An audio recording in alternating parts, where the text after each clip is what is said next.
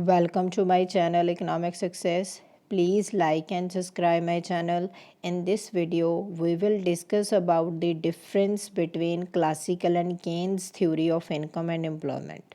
इस वीडियो में हम इस पर बात करेंगे कि जो क्लासिकल और केन्स ने थ्योरीज दी थी इनकम और एम्प्लॉयमेंट पर, उनमें क्या डिफरेंस है, क्यों केन्स ने सेम टॉपिक पर अपनी फिर से थ्योरी बनाई। ठीक है, क्लासिकल वाले क्यों फेल हो गए उसके बारे में हम बात करेंगे। इसके लिए comparison of Keynesian and classical economics in respect of the following issues.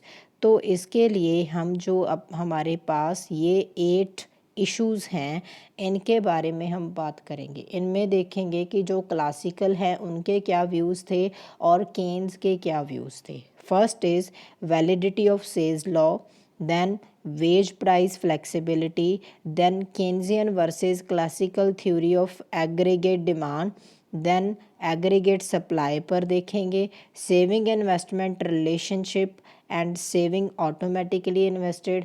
Then देखेंगे कि क्लासिकल के अकॉर्डिंग सेविंग और इन्वेस्टमेंट का क्या रिलेशनशिप है और केन्स के अकॉर्डिंग क्या है।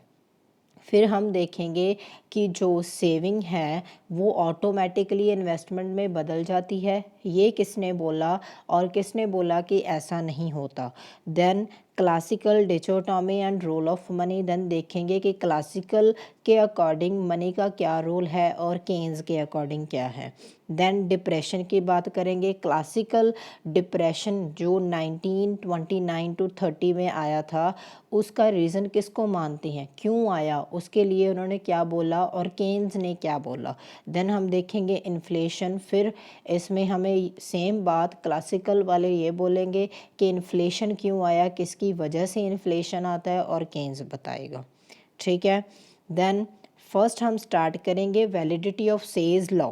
पहले हम देखेंगे क्लासिकल के व्यू पॉइंट क्या थे, वो सेज लॉ ऑफ मार्केट को क्या मानते थे।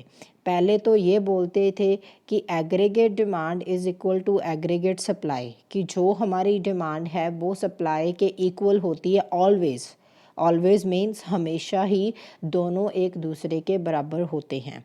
Then based upon Say's law of market, ये जो इनकी थ्योरी थी क्लासिकल इकोनॉमिक्स की, वो बेस्ड थी इस पर सप्लाई क्रिएट्स ऑन डिमांड, जो जेबी से ने बोला क्या, कि जो हमारी सप्लाई है वो अपनी डिमांड अपने आप क्रिएट कर लेती है।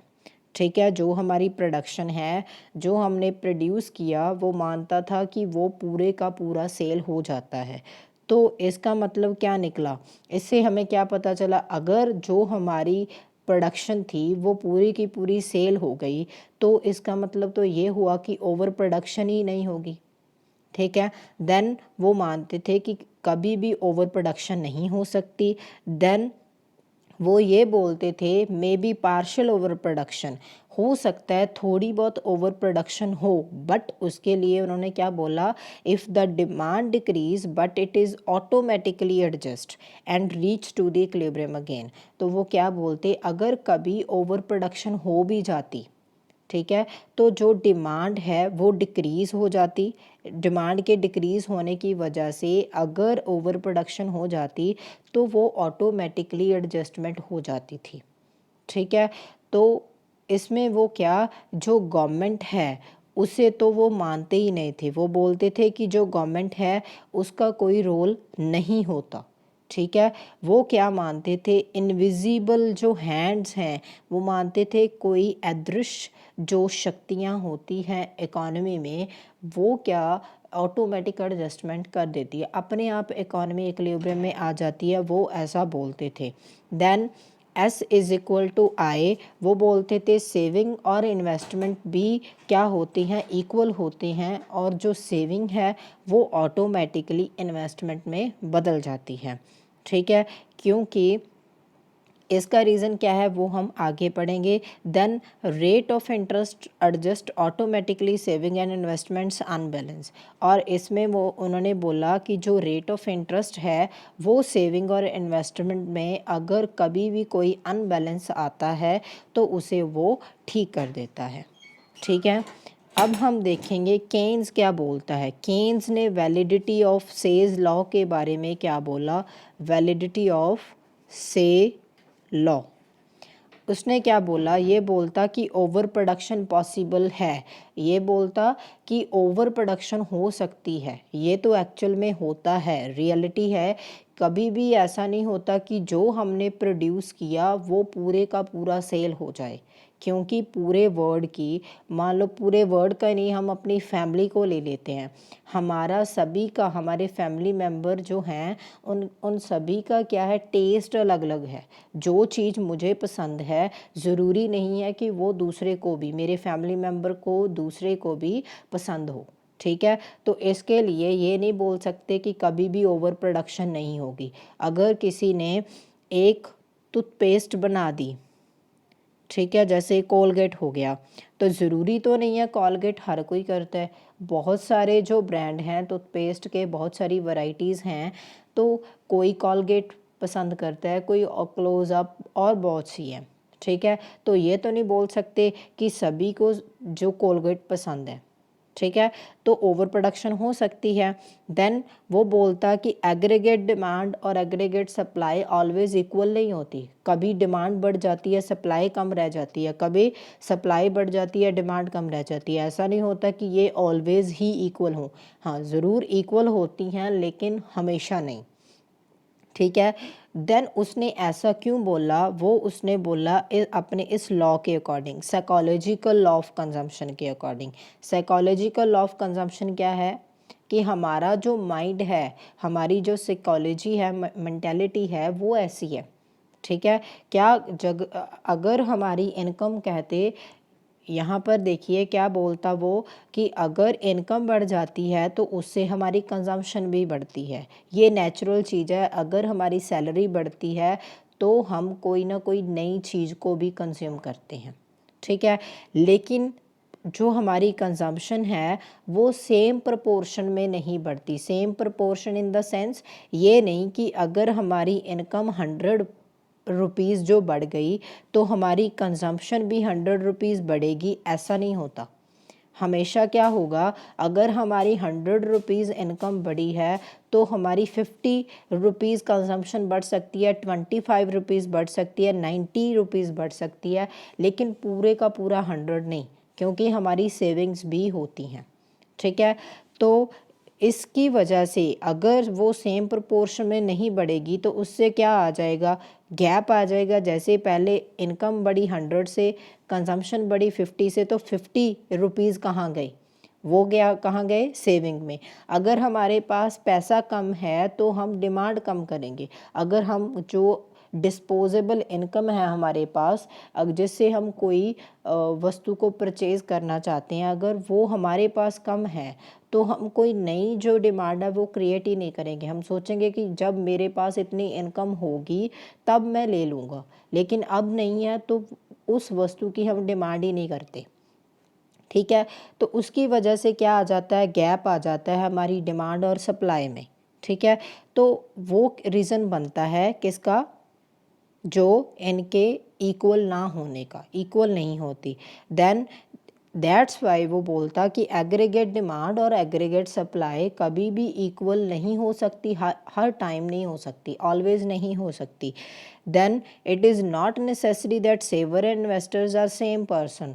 और जैसे कि उन्होंने क्लासिकल वाले बोलते कि जो हमने सेव किया वो पूरे का पूरा इन्वेस्टमेंट में बदल जाता है, पूरे का पूरा इन्वेस्ट हो जाता है। लेकिन यहाँ पर जो केन्स है वो रियलिटी पर बोलता है। ऐसा तो नहीं है कि जो हम सभी ही इन्वेस्टमेंट करते हैं, सेविंग तो हम थोड़ी बहुत सारे ही करते हैं, लेकिन इन्वेस्टमेंट हम सभी नहीं करते। हम अपनी सेविंग हमारे फ्यूचर के लिए करते हैं, हमारी फ्यूचर लाइफ के लिए करते हैं, हमारे बच्चों के लिए करते हैं, ज़रूरी नहीं हम इन्वेस्टमेंट के लिए करेंगे।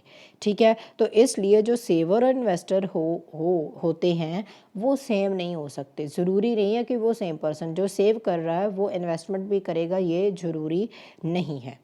ठीक है, देन नेक्स्ट जो हमारे पास है wage price flexibility and self correction के बारे में है। ये हमने बीए में पढ़ा है ऑटोमेटिक एडजस्टमेंट क्लासिकल थ्योरी में।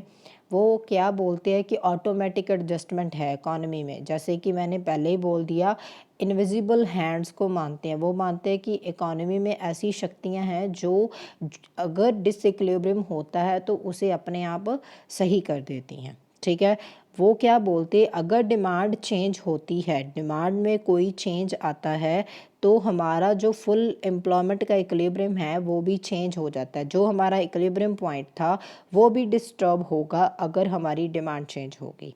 बट क्या बोलते, वेज प्राइस जो है वो ऑटोमेटिकली एडजस्टमेंट क्विकली, क्या बोले वो, क्विकली एडजस्टमेंट हो जाएगी। ठीक है, तो उससे क्या होगा कि हम फिर से फुल एम्प्लॉयमेंट की सिचुएशन पर आ जाएंगे।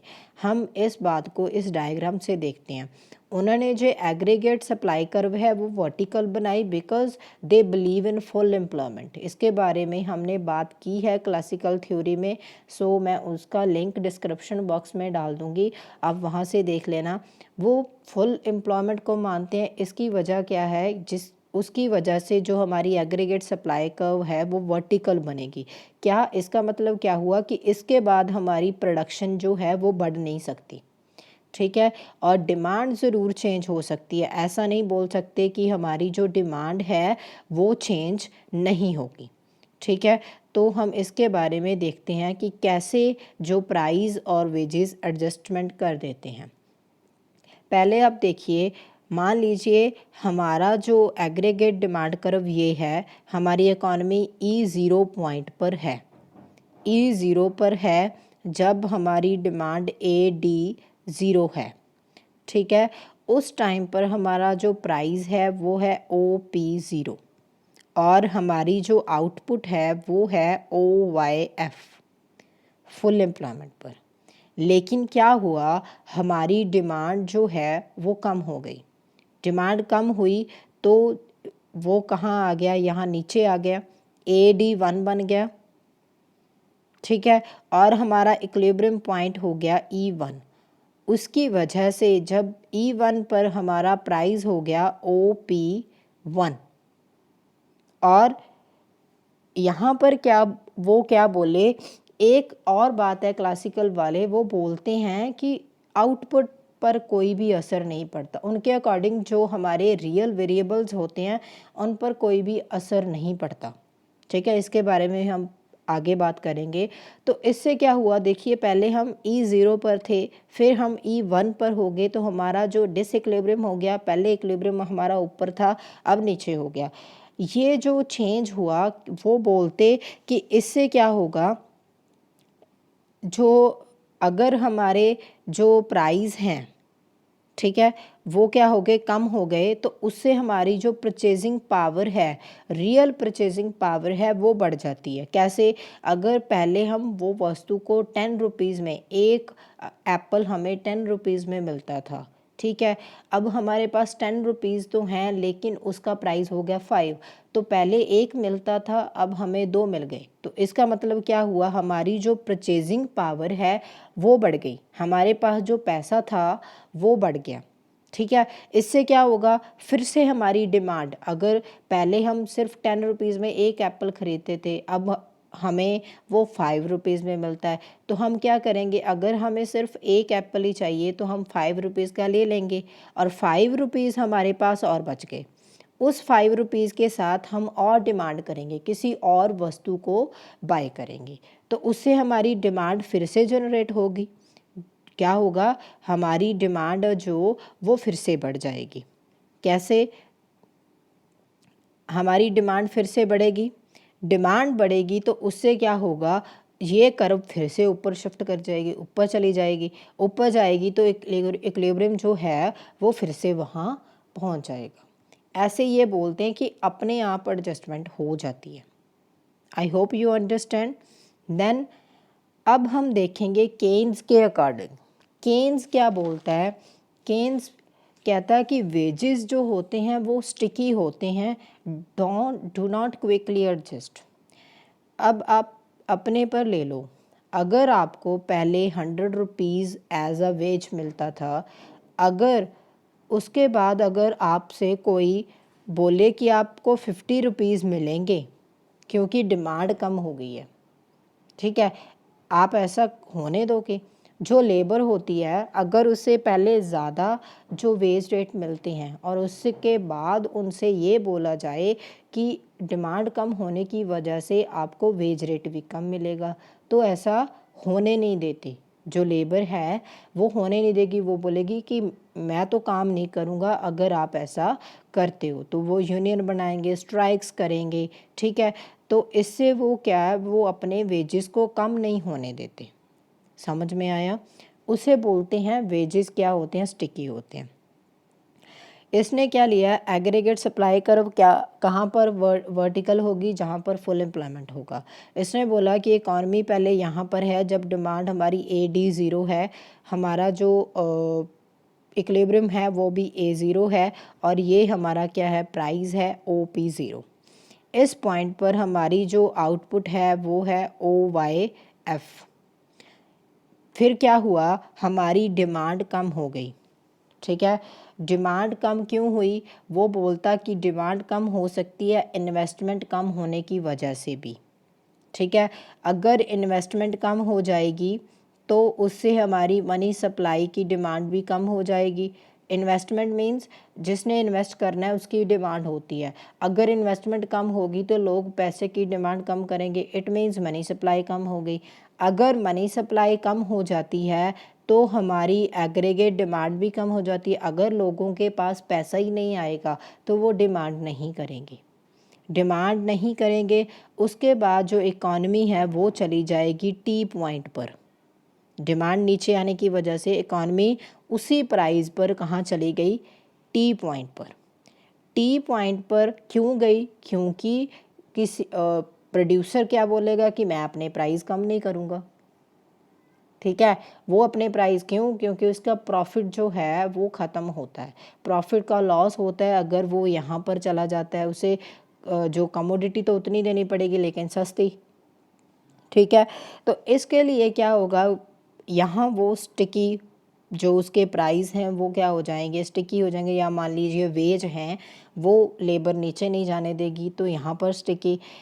अगर इकॉनमी यहाँ पर रह जाए तो हमारी जो प्रोडक्शन है वो कम हो जाती है। पहले OYF थी, उसके बाद हो जाएगी OY1। तो ये जो डिफरेंस आया OY1 ते OYF का जो डिफरेंस है वो क्या है, इससे इतने जो पर्सन्स हैं वो अनएम्प्लॉयड हो जाएंगे। डिमांड कम होने की वजह से अगर वो उतना ही वेज रेट मांगेंगे तो वो क्या करेगी, जो प्रोड्यूसर हैं वो कुछ लेबर को काम से निकाल देंगे, ठीक है। काम से निकाल देंगे, उसे हम क्या बोलेंगे, इनवॉलंटरी अनएम्प्लॉयमेंट बढ़ जाएगी। इनवॉलंटरी क्या, कि जो लेबर है वो काम करना चाहती है लेकिन क्या है कि डिमांड कम होने की वजह से और दूसरी साइड वेजेस स्टिकी होने की वजह से उन्हें काम नहीं मिलेगा, ठीक है। तो फिर क्या बोलते कि ये जो डिफरेंस आया इनके बीच, ये जो डिफरेंस है आप क्लियरली देख लीजिए, ये जो डिफरेंस आया ये बोलता कि ऑटोमेटिकली सही नहीं हो सकता। जो इकॉनमी है वो टी पॉइंट से E1 पॉइंट पर या बोलो E0 पॉइंट पर तब ही जाएगी अगर हम फिस्कल पॉलिसी लगाएंगे। अगर गवर्नमेंट इंटरफेयर करेगी वो फिस्कल पॉलिसी क्या होती है, गवर्नमेंट इन्वेस्टमेंट बढ़ाएगी, ठीक है। इन्वेस्टमेंट बढ़ेगी तो हमारी मनी सप्लाई बढ़ेगी, लोगों की डिमांड बढ़ेगी, ठीक है। तो क्या होगा, इकॉनमी फिर से वहाँ चली जाएगी। समझ आया? तो ये है केन्स। उसके बाद थर्ड पॉइंट है Keynesian versus classical theory of aggregate demand.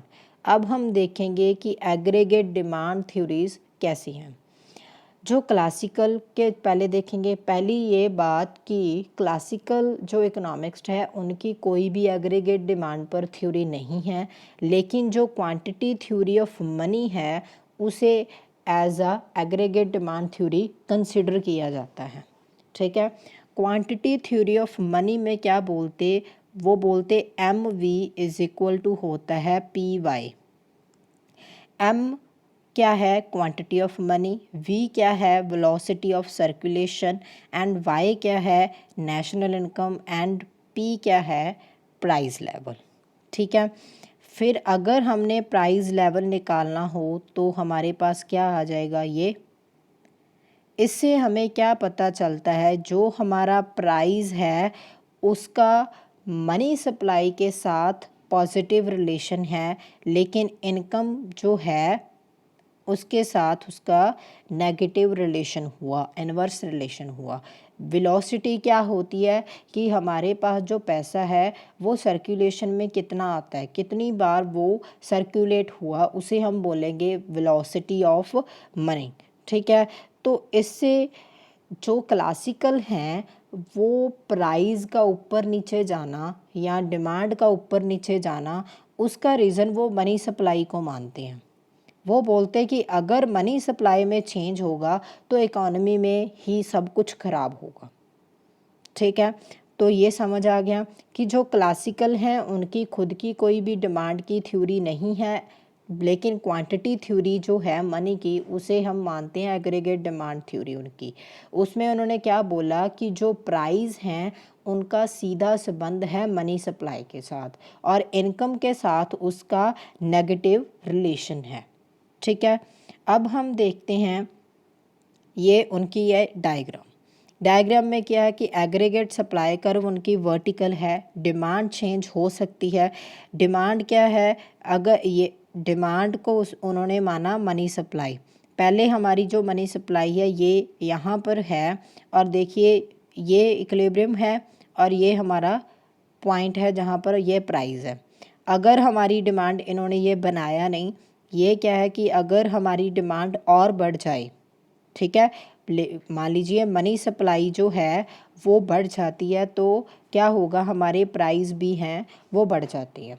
तो इसमें उन्होंने क्या बोलना चाहते हैं, डायरेक्टली वो यही बोलना चाहते हैं कि जो मनी सप्लाई में अगर चेंज आएगा, जैसे जैसे मनी सप्लाई बढ़ती जाएगी वैसे वैसे हमारा जो प्राइस है वो बढ़ता जाएगा। ठीक है, तो इसमें उन्होंने जो पूरे का पूरा जो रीज़न बताया हमारे इकॉनमी में इन्फ्लेशन आने का, वो उन्होंने बोला मनी सप्लाई है। इसे वो बोलते हैं डिमांड पुल इन्फ्लेशन। डिमांड की वजह से जो इन्फ्लेशन आती है उसे हम बोलते हैं डिमांड पुल इन्फ्लेशन। ठीक है, अब हमारे पास आया केन्स। केन्स बोलता जो एग्रीगेट डिमांड है वो किसका प्लस है, कंजम्पशन का, इन्वेस्टमेंट का, गवर्नमेंट की जो डिमांड है उसका, एनएक्स क्या है जो हमारे नेट एक्सपोर्ट्स हैं। ठीक है, तो उसने बोल दिया कि aggregate demand consumption plus investment plus government की डिमांड प्लस जो हमारे नेट एक्सपोर्ट्स हैं वो होते हैं। तो वो ये मानता है कि अकेला मनी सप्लाई में चेंज आने की वजह से इकॉनमी में कोई ज़रूरी नहीं है कि इकॉनमी डिस्टर्ब हो जाएगी। अगर इनमें से किसी भी फैक्टर में कोई चेंज आता है, कंजम्पशन चेंज होती है, इन्वेस्टमेंट चेंज होती है, गवर्नमेंट के जो एक्सपेंडिचर हैं या फिर उसकी जो डिमांड है वो चेंज होती है, अगर हमारे एक्सपोर्ट्स चेंज होते हैं तो एग्रीगेट डिमांड में चेंज आ जाता है। अकेला मनी सप्लाई में चेंज आने की वजह से एग्रीगेट डिमांड में चेंज नहीं आता, ये ओनली फैक्टर नहीं है एग्रीगेट डिमांड में चेंज आने का। और भी बहुत सारे फैक्टर्स हैं, कंजम्पशन है, इन्वेस्टमेंट है, गवर्नमेंट है और जो हमारे एक्सपोर्ट्स हैं वो भी हैं। अगर इसमें कोई चेंज आएगा तो उससे क्या होगा, हमारी जो डिमांड है वो चेंज हो जाएगी और डिमांड चेंज होने की वजह से ही बिजनेस साइकिल आते हैं। बिजनेस साइकिल क्या होते हैं, बिजनेस साइकिल क्या होते हैं, जैसे अप एंड डाउन, इकॉनमी में क्या आता है, बूम आता है, रिसेशन आता है, रिकवरी आती है, वो हमारे क्या हैं, बिजनेस साइकिल। ठीक है, होप यू अंडरस्टैंड केन्स क्या बोलना चाहता है। देन केन्स ने अपनी डायग्राम दी है, ये बोलता है केन्स वही सेम चीज़ यहाँ पर उसने बोली, वही सेम डायग्राम है। पहले क्या है कि हमारी ये एग्रीगेट सप्लाई कर्व है, इकॉनमी ई पॉइंट पर है और इतने प्राइस के साथ OP1 और हमारी प्रोडक्शन है OYF। ठीक है, तो इसमें क्या हुआ कि जो इसमें इस डायग्राम में वो बात करता है 90-30 की। तो इस बात पर 90-30 में क्या हुआ, उसने ये बोला कि इन्वेस्टमेंट कम हो गई थी, इन्वेस्टमेंट की डिमांड कम हो गई, उसकी वजह से हमारी जो एग्रीगेट डिमांड कम हो गई थी, ठीक है। और उसकी वजह से अगर डिमांड कम होगी उसके साथ हमारी नेशनल इनकम कम हो गई। लोगों की अगर डिमांड ही नहीं है, वो कोई चीज़ को परचेज़ ही नहीं करते, तो कंट्री को इनकम कहाँ से होगी, ठीक है। तो उसकी वजह से फिर उससे क्या हुआ, जो हमारी वो कहाँ से YF से कम होकर Y1 हो गई, और उसकी वजह बट प्राइस वही रहे, ठीक है। उस टाइम पर जो डिप्रेशन आने का जो मेन कारण उसने बोला, इन्वेस्टमेंट में जो कमी आ गई थी वो बोला, ठीक है। जैसे कि जो क्लासिकल हैं वो मानते हैं कि मनी सप्लाई में चेंज आना वो डिप्रेशन का कारण हो सकता है, लेकिन यहाँ पर जो वो बोलता है इन्वेस्टमेंट में कमी आई, उसकी वजह से जो हमारा कर्व है वो नीचे शिफ्ट कर गया, उससे हमारी जो नेशनल इनकम है वो कम हो गई, लेकिन प्राइस सेम रहे। क्यों? क्योंकि वो मान के चलता है प्राइस और वेजेस स्टिकी होते हैं, बहुत जल्दी चेंज नहीं होते, ठीक है। और इसका उसने सल्यूशन क्या दिया? इसका उसने सल्यूशन दिया, एक तो फिस्कल पॉलिसी होनी चाहिए, दूसरा मॉनेटरी पॉलिसी। उसने बोला कि फिस्कल पॉलिसी और मॉनेटरी पॉलिसी के साथ हम उसको सही कर सकते हैं, ठीक है। नेक्स्ट, ये उसने डायग्राम में बोला जो मैंने आपको बोल दिया पहले, 90-30 में जो डिप्रेशन है वो आया। क्यों आया? क्योंकि इन्वेस्टमेंट डिमांड कम थी, उससे एग्रीगेट डिमांड कम हो गई, नेशनल इनकम कम हो गई, और इकॉनमी जो फुल एम्प्लॉयमेंट की सिचुएशन से पीछे आ गई, लेकिन प्राइस सेम रहा, ठीक है। अब हम बात करेंगे aggregate supply theories according to classical and Keynes. अब हम देखेंगे सप्लाई थ्योरीज। पहले हमने देखा डिमांड थ्योरीज, अब हम देखेंगे क्लासिकल की जो एग्रीगेट सप्लाई थ्योरीज, ठीक है। तो देखिए क्लासिकल वालों का क्या व्यू था। पहले वो मानते हैं फुल एम्प्लॉयमेंट को, फुल एम्प्लॉयमेंट को मानते हैं, सेज लॉ को मानते हैं, फिर वो मानते हैं वेज प्राइस जो हैं वो फ्लेक्सिबल हैं, फ्लेक्सिबल हैं, ठीक है। फिर वो मानते हैं रेट ऑफ इंटरेस्ट भी फ्लेक्सिबल है, और मेन पॉइंट जो है वो है उनका ऑटोमेटिक एडजस्टमेंट, ठीक है। तो उनके जो बिलीफ हैं वो क्या हैं? फुल एम्प्लॉयमेंट, इकॉनमी में फुल एम्प्लॉयमेंट होगी, economy says law of market पर चलती है, देन वो मानते हैं ऑटोमेटिक एडजस्टमेंट होती है, ठीक है। ये उनके व्यूज़ हैं, और इसकी वजह से जो हमारी एग्रीगेट सप्लाई कर्व है वो बनती है वर्टिकल। वर्टिकल मीन्स कि इसके बाद कोई भी प्रोडक्शन नहीं बढ़ सकती, जितने भी हमारे पास रिसोर्सेज हैं वो काम करते हैं, वो पूरे के पूरे पहले ही काम पर लगे हुए हैं, तो इससे ज़्यादा हम अपनी सप्लाई को नहीं बढ़ा सकते। लेकिन जो हमारी डिमांड है, जैसे हम बोलते हैं जो हमारी डिमांड है वो क्या है? अनलिमिटेड है। एक हमारी जो डिमांड अगर पूरी होती है उसके साथ साथ और शुरू हो जाती है। हमने एक डिमांड पूरी की, उसके साथ हमें दूसरी बार हम ये सोचेंगे नहीं मुझे ये भी चाहिए, तो डिमांड हमारी पूरी लाइफ कभी भी ख़त्म नहीं होती, ठीक है। तो इससे वो क्या बोलते कि हमारी एग्रीगेट सप्लाई कर्व है वो तो वर्टिकल रहेगी, लेकिन डिमांड चेंज होती रहती है। डिमांड चेंज होएगी तो उससे क्या होगा? हमारे प्राइस चेंज होंगे। तो वो क्या बोलते कि डिमांड के चेंज होने की वजह से सिर्फ प्राइस ही चेंज हो पाएगा, लेकिन सप्लाई चेंज नहीं हो पाएगी, बिकॉज फुल एम्प्लॉयमेंट एग्जिस्ट करता है इकॉनमी में, ठीक है। समझ आया? ये उसकी सप्लाई कर्व की वजह से होता है। फिर हमारे पास आया केन्स। केन्स की जो एक्चुअल में दो तरह की जो उसकी कर्व मानी जाती है एग्रीगेट सप्लाई कर्व, एक तो इनवर्स एल माना जाता है, और एक माना जाता है पहले हॉरिजॉन्टल, फिर उसको 3 रेंजेस में डिवाइड किया है। जो हॉरिजॉन्टल पार्ट है उसे बोलते हैं केन्जियन रेंज, ठीक है। जो थोड़ा सा बेंड है जिसमें जिसमें थोड़ा सा बेंड आएगा वो होती है इंटरमीडिएट रेंज। जैसे कि आपने मास्टर्स में पढ़ा होगा इसके बारे में, वो हमारी होती है इंटरमीडिएट रेंज। और जो वर्टिकल हो गई वो होती है क्लासिकल रेंज, ठीक है।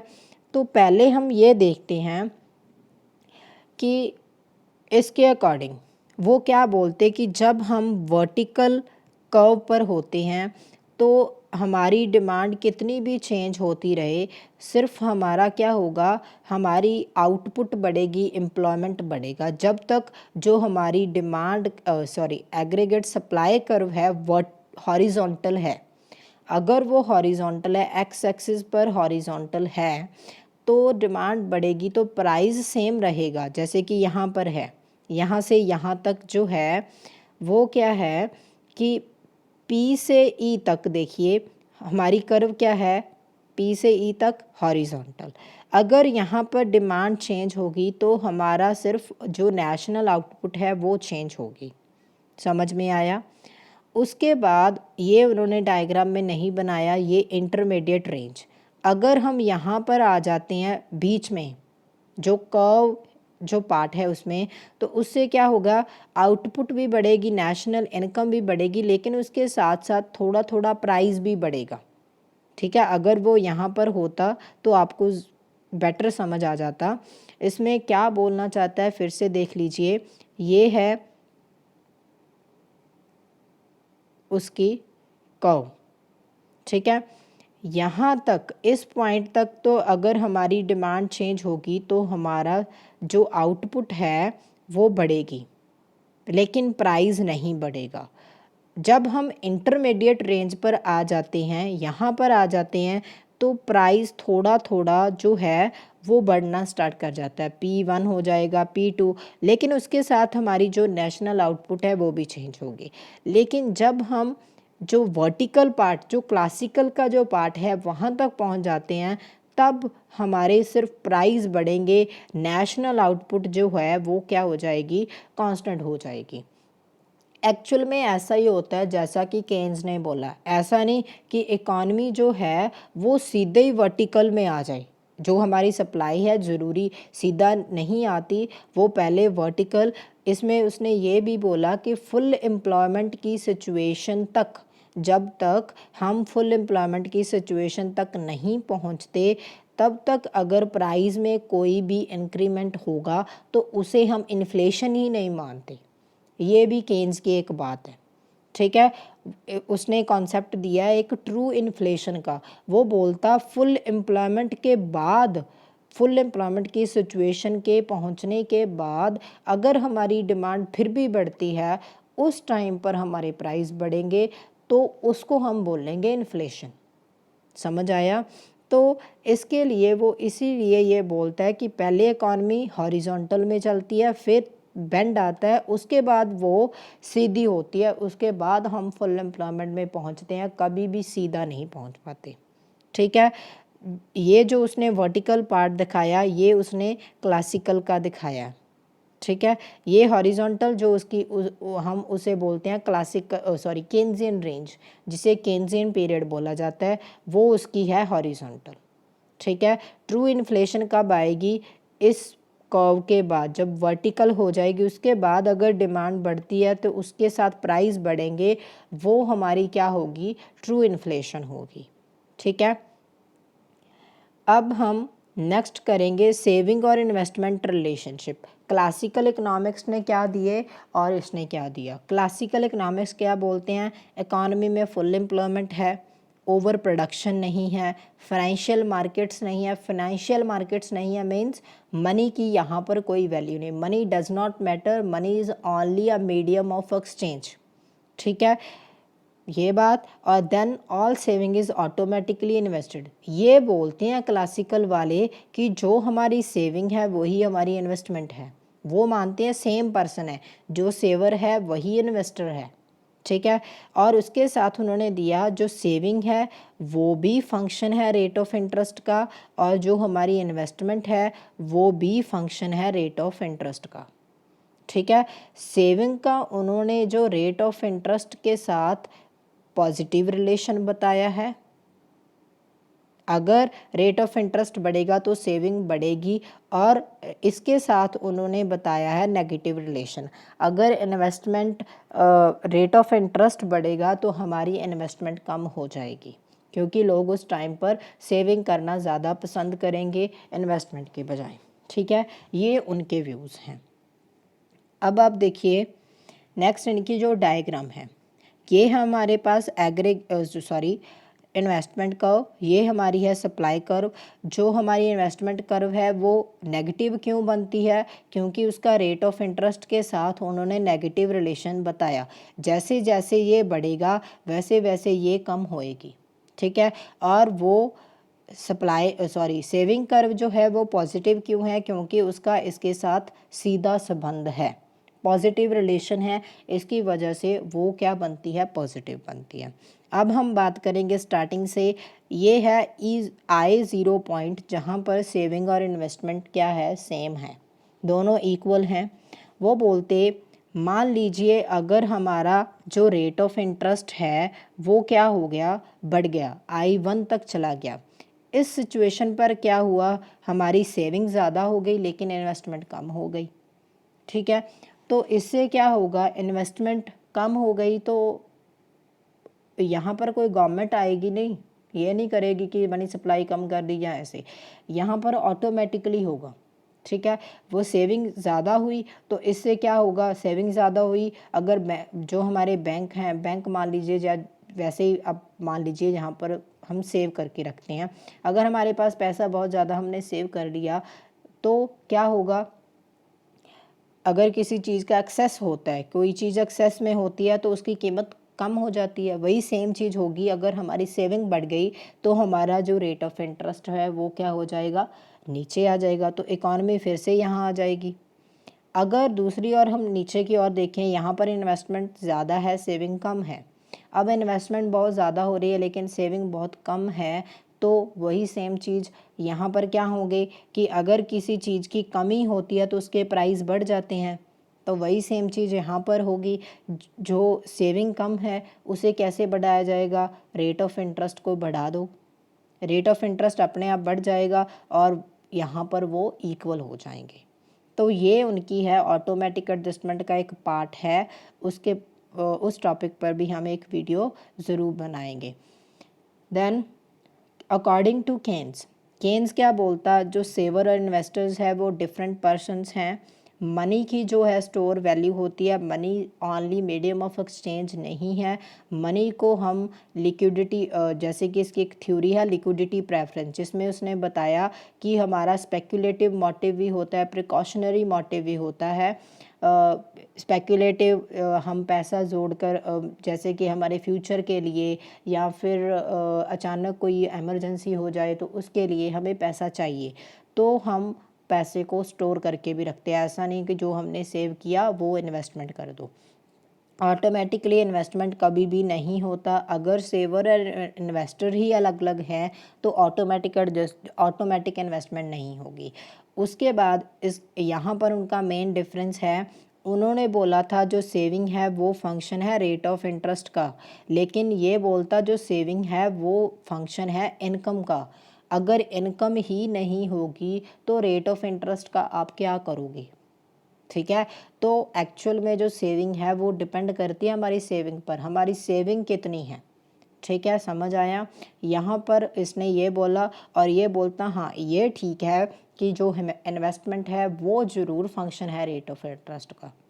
ठीक है, अब आप देखिए इसकी डायग्राम। इसने क्या बोला?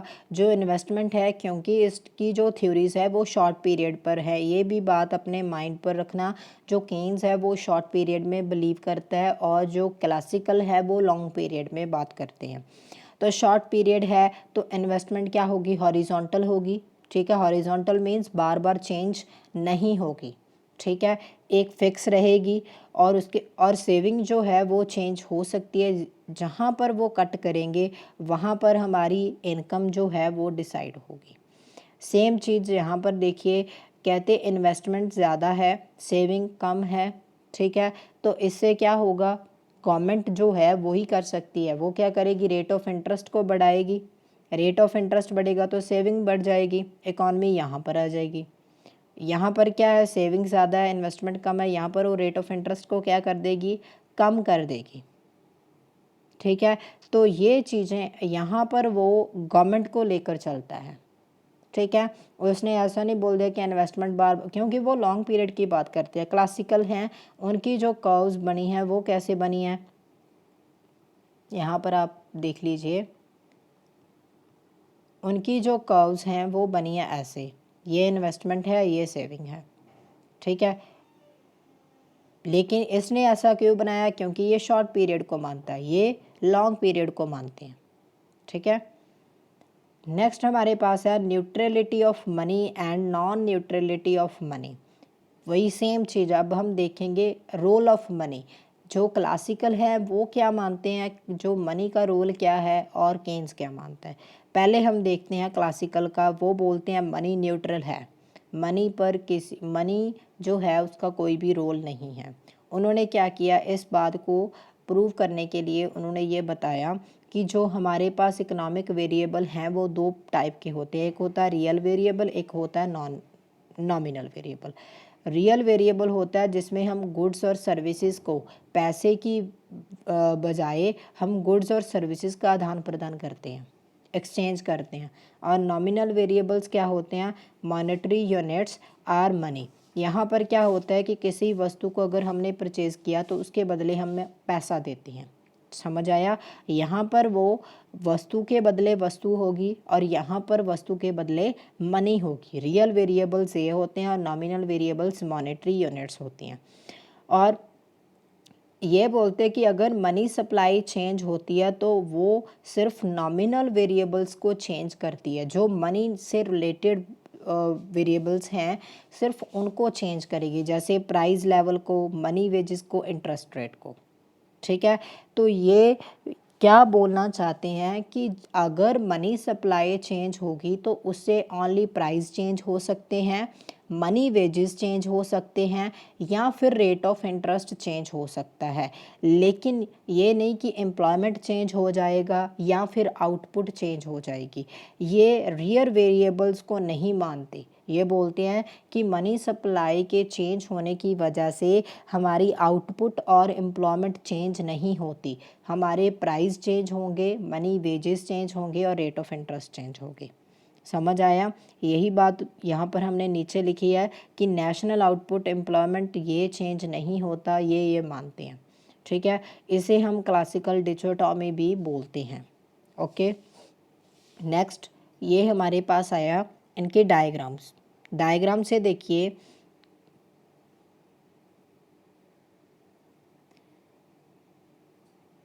देखो ये हमारे पास क्या है, ये है हमारी एग्रीगेट सप्लाई कर्व, ये है हमारी डिमांड।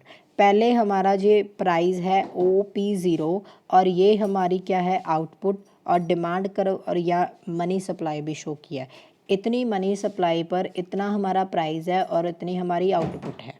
ठीक है, इस डिमांड पर यहाँ पर उन्होंने वेजेस को दिखा दिया, ये सप्लाई कर्व होगी, ये डिमांड कर्व होगी, और हमारा वेज क्या हो गया यहाँ पर डिसाइड हो गया। ठीक है, इस वेज पर ये जो वेज है OW/P0 जो है, यहाँ पर इतनी लेबर काम करती है जो नीचे हमने दिखाई है, और ये लेबर इतनी आउटपुट प्रोड्यूस करती है। समझ में आया, ठीक है, ये उन्होंने आउटपुट दे दी इतनी लेबर के साथ। ये नीचे उन्होंने दिया है प्रोडक्शन फंक्शन, जो हमारा ऐसा होता है, क्यों, क्योंकि यहाँ पर ये बात भी हमने किया, लॉ ऑफ जो डिमिनिशिंग रिटर्न यहाँ पर अप्लाई होता है। समझ में आया, उसके बाद का क्या हुआ, मनी सप्लाई कम हो गई, हमारे प्राइस कम हो गए, नीचे आ गए। ठीक है, और अगर हमारे प्राइस चेंज होंगे, प्राइस कम हो गए, तो हमारे वेजेस जो है, रियल वेजेस मीन्स वही सेम बात जो हमने पीछे की, रियल वेजेस, रियल वेजेस क्या होते हैं कि अगर किसी वस्तु का प्राइस कम हुआ तो अब आपके पास पैसे बढ़ गए हैं, आप अगर वो 10 रुपीज़ में खरीदते से अब आप उसको 5 रुपीज़ में खरीदते हो, तो यहाँ पर क्या हुआ, आपके पास 5 रुपीज़ एक्स्ट्रा है। तो इसका मतलब क्या हुआ, आपके रियल वेजेस, यहाँ पर क्या है, हमारे रियल वेजेस हैं, रियल वेजेस बढ़ गए। समझ में आया, रियल वेजेस बढ़ गए, लेकिन यहाँ पर क्या होगा, वो जो एक्चुअल वेजेस हैं वो नहीं बढ़ेंगे। समझ आया, यहाँ पर रियल वेजेस बढ़े तो उन्होंने क्या करना है कि जो उनकी आउटपुट है वो सेम रहेगी, ओनली जो इनकम है, जो हमारे पास रियल वेजेस हैं वो बढ़े हैं। ठीक है, प्रोडक्शन नहीं बढ़ी या फिर एम्प्लॉयमेंट नहीं बढ़ा, इसके बारे में उन्होंने ये बात की है। समझ आया, ठीक है। वो क्या बोलते कि हमारा जो रियल वेजेस तो बढ़ गए, लेकिन जो सप्लाई और डिमांड है ये ऑटोमेटिक एडजस्टमेंट कर देंगी, दोबारा से इसी यहीं पर ले आएंगे, क्योंकि यहाँ पर सप्लाई ज़्यादा हो गई। ऊपर आप देख लीजिए, यहाँ पर क्या हुआ, सप्लाई देखिए ज़्यादा है, डिमांड कम हो गई। अगर किसी वस्तु की सप्लाई ज़्यादा हो गई लेबर की और डिमांड कम हो गई तो क्या होगा, वो सस्ती हो जाएगी, फिर से नीचे आ जाएगी। तो इससे क्या, हम फिर से वहीं इसी पॉइंट पर आ गए, जो ये पॉइंट है पहले का। ठीक है, तो इससे अगर उसी पॉइंट पर रहे, ऑटोमेटिक क्विकली एडजस्टमेंट हो गई, तो हमारी प्रोडक्शन तो बढ़ी नहीं, ना प्रोडक्शन बढ़ी तो ना ही फिर क्या हुआ, हमारी एम्प्लॉयमेंट बढ़ी। ठीक है, समझ आया। यहाँ पर इस डायग्राम में वो यही बोलना चाहते हैं कि अगर हमारी मनी सप्लाई कम होने की वजह से प्राइस कम हुए, उससे हमारे रियल वेजेस एक बार तो बढ़े, लेकिन ऑटोमेटिक एडजस्टमेंट की वजह से जब सप्लाई जो लेबर की है वो बढ़ जाएगी तो वो सस्ती हो जाएगी, उनके जो वेजेस हैं वो क्या हो जाएंगे, फिर से कम हो जाएंगे। तो इससे वो इकॉनमी फिर से उसी पॉइंट पर आ जाएगी, उसकी वजह से ना तो हमारी एम्प्लॉयमेंट बढ़ेगी और न ही हमारी नेशनल आउटपुट बढ़ेगी और उसके साथ एम्प्लॉयमेंट बढ़ेगी। ठीक है, अब हमारा जो नेक्स्ट पॉइंट है वो है केन्स का। अब हम देखेंगे कि केन्स क्या बोलना चाहता है। केन्स क्या बोलता, मनी जो है वो नॉट न्यूट्रल नहीं है। उसने बोला कि मनी मार्केट और गुड मार्केट का रिलेशन होता है, ऐसा नहीं कि मनी मार्केट में अगर चेंज हो उसका गुड मार्केट पर कोई चेंज नहीं पड़ेगा, ये नहीं हो सकता। अगर एक मार्केट में चेंज होता है तो दूसरी मार्केट पर उसका असर ज़रूर पड़ता है। ठीक है, इसमें वो क्या बोलते कि जो रेट ऑफ इंटरेस्ट है वो डिटरमाइन करता है कि डिमांड कितनी होगी मनी की और सप्लाई कितनी होगी। अगर मनी सप्लाई कम होगी तो हमारी इन्वेस्टमेंट कम होगी, ये भी हम मानते हैं।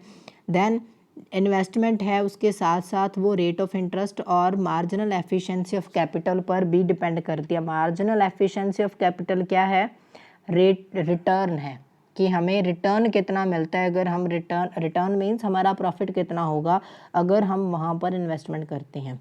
तो यहाँ पर देखिए, अगर हमारा रेट ऑफ इंटरेस्ट कम होता है तो हमारी इन्वेस्टमेंट बढ़ जाती है। ठीक है, और नेशनल इनकम बढ़ जाती है, एम्प्लॉयमेंट बढ़ जाती है, क्योंकि मल्टीप्लायर काम करता है। अब देखिए, ये तो हुई हमारी मनी मार्केट, मॉनेटरी आ गया, मनी मार्केट हो गई, और यहाँ से नेशनल इनकम से लेकर एम्प्लॉयमेंट तक हमारी क्या हो गई, गुड मार्केट।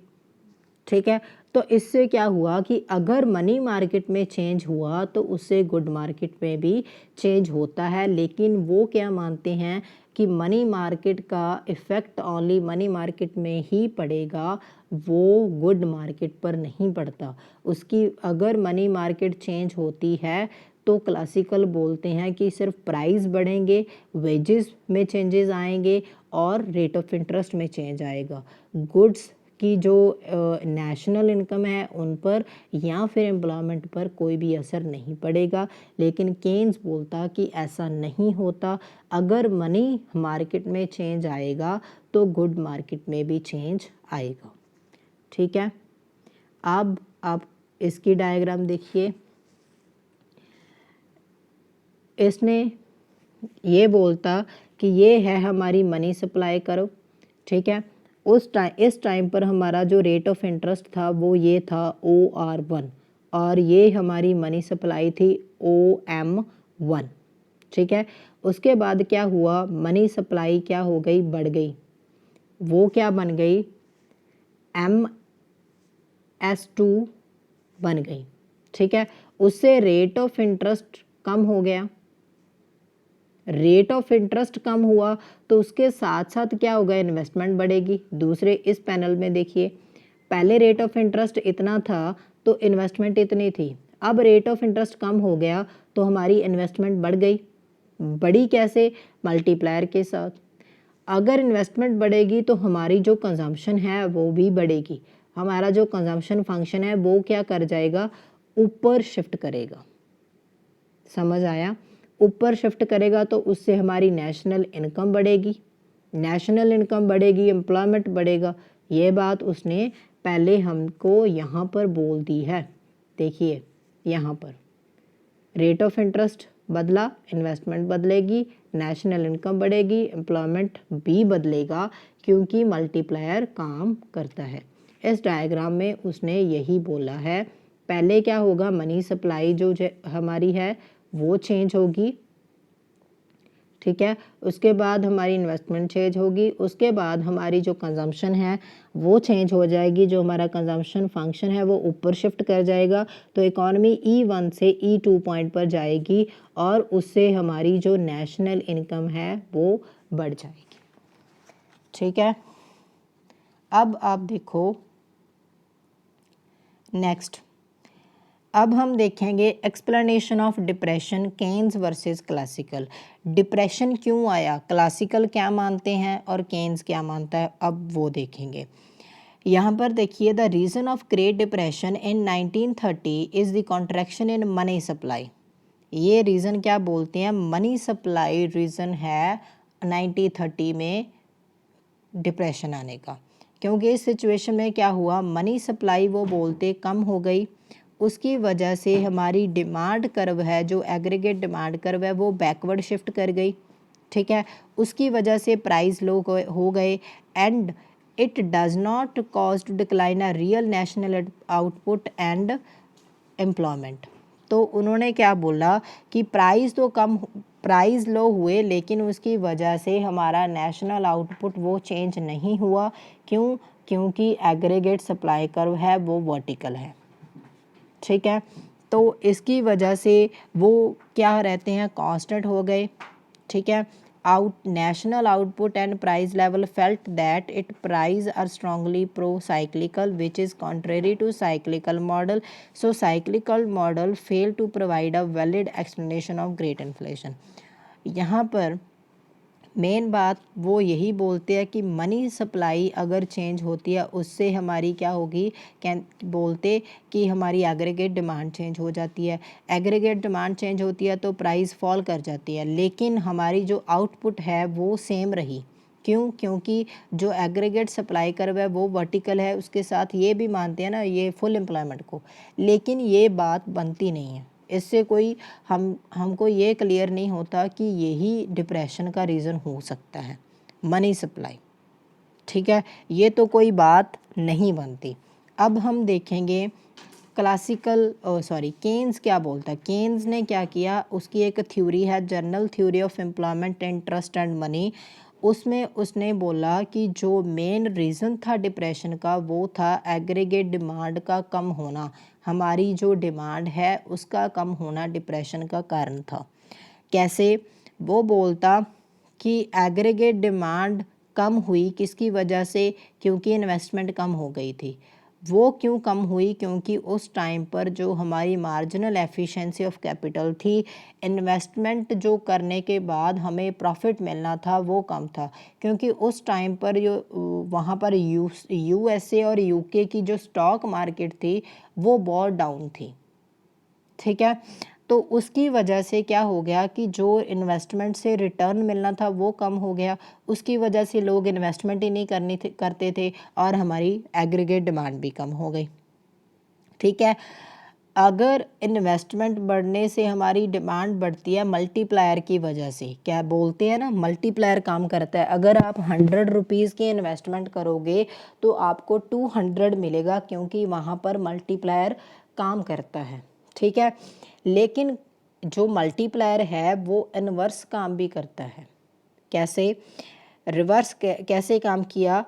अगर हमारी इन्वेस्टमेंट नहीं हुई तो कंजम्पशन कम होगी, उसकी वजह क्या होगी, हमारी डिमांड कम हो गई, आउटपुट भी कम हो जाएगी, इनकम भी कम हो जाएगी, एम्प्लॉयमेंट भी कम हो जाएगी, तो ये बनेगा डिप्रेशन। डिप्रेशन क्या होता है? मंदी का टाइम। इस पीरियड पर हमारे हर कोई वेरिएबल जो है वो क्या होता है, वो नीचे चला जाता है, एम्प्लॉयमेंट लेवल भी, इनकम भी, आउटपुट भी, सब कुछ, ठीक है। तो यही बात यहाँ पर बोलता है कि उस पीरियड पर डिप्रेशन क्यों आया, क्योंकि मार्जिनल एफिशिएंसी ऑफ कैपिटल कम था, उसकी वजह से इन्वेस्टमेंट कम हो गया, उसकी वजह से डिमांड कम हो गई। अगर डिमांड कम हुई तो उसकी वजह क्या बनी? कंजम्पशन कम हो गई। कंजम्पशन कम हुई तो आउटपुट, प्रोडक्शन नहीं होगी, इन्वेस्टमेंट ही नहीं हो रही। अगर आउटपुट नहीं है तो इनकम नहीं होगी, ठीक है। इनकम नहीं है, अगर कहीं पर काम ही नहीं चलता, इन्वेस्टमेंट ही नहीं होती, तो एम्प्लॉयमेंट नहीं होगा, तो उसकी वजह से क्या होगा? डिप्रेशन आएगा, ठीक है। नेक्स्ट हमारे पास है इन्फ्लेशन के बारे में। अब क्लासिकल क्या बोलते हैं, इन्फ्लेशन क्यों आता है, और केन्स क्या बोलता है क्यों आता है। तो क्लासिकल तो वही सेम बात वो मानते हैं कि मनी सप्लाई अगर बढ़ती है तो हमारे प्राइस जो है वो बढ़ जाते हैं, क्योंकि उन्होंने क्वांटिटी थ्योरी ऑफ मनी के ऊपर ही ये बात बोली है। उसमें उन्होंने बोला कि जो मनी है उसका प्राइस के साथ सीधा संबंध है, अगर ये बढ़ेगा तो उसके साथ प्राइस भी बढ़ेगा, और यही रीज़न वो बोलते कि इन्फ्लेशन का बनता है। लेकिन जो केन्स है वो बोलता कि जो ओनली मनी सप्लाई की चेंज होने की वजह से डिमांड चेंज नहीं होती, वो और भी बहुत सारे फैक्टर्स पर डिपेंड करती है, जैसे कि C+I+G+NX, जो हमने पहले बोला, कंजम्पशन, इन्वेस्टमेंट, गवर्नमेंट की डिमांड और नेट एक्सपोर्ट्स, ठीक है। ये भी इन्फ्लेशन को ट्रिगर करते हैं अगर इनमें कोई भी चेंज आता है तो। ही सेज मनी सप्लाई जो है वो डायरेक्टली इफ़ेक्ट नहीं करती प्राइस को, कभी भी ये नहीं कि मनी सप्लाई चेंज होगी तो उसके साथ सीधा सीधा प्राइस बढ़ जाएंगे, ये डायरेक्ट इफ़ेक्ट नहीं पड़ता, ठीक है। यहाँ पर आप देखिए कैसे इफ़ेक्ट करती है, इफ़ेक्ट ज़रूर करता है प्राइस को, लेकिन डायरेक्टली नहीं करता। वो आप देखिए, पहले उसने बोला कि मनी सप्लाई बढ़ गई, उसकी मनी सप्लाई चेंज होगी तो रेट ऑफ इंटरेस्ट चेंज होगा, रेट ऑफ इंटरेस्ट चेंज होगा तो उसके साथ इन्वेस्टमेंट चेंज होगी, ठीक है। इन्वेस्टमेंट चेंज होगी तो हमारी डिमांड चेंज होगी, डिमांड चेंज होगी तो एम्प्लॉयमेंट भी चेंज होगा, एम्प्लॉयमेंट चेंज हुआ तो आउटपुट चेंज होगा, आउटपुट चेंज हुआ तो हमारे प्राइस चेंज हो जाएंगे। इस तरह से वो बोलते कि प्राइस इस तरह से इफ़ेक्ट करता है, डायरेक्टली नहीं कि मनी सप्लाई चेंज हुई और सीधा प्राइस, नो, ऐसा नहीं होगा। ये एक्चुअल में ये जो प्रोसेस है ये चलता है, पहले मनी सप्लाई चेंज होगी, फिर रेट ऑफ इंटरेस्ट, उसके बाद इन्वेस्टमेंट चेंज होगी, फिर हमारी डिमांड चेंज होगी, फिर हमारा एम्प्लॉयमेंट चेंज होगा, फिर आउटपुट चेंज होगी, और उसके बिहाफ पर हमारे प्राइस चेंज होंगे, ठीक है। Thank you so much. Please like and subscribe my channel, and in my next video we will discuss about the very common concepts of this theory, which are different between the classical and Keynesian theory. कुछ part जो है वो बहुत common है जो मैंने छोड़ दिए इस वीडियो में, उसके बारे में मैं मेरी नेक्स्ट वीडियो में बात करूँगी, और उसके बाद हम इंटरनेशनल जो है उसकी कुछ थ्योरीज़ के बारे में डिस्कस भी करेंगे। Thank you so much.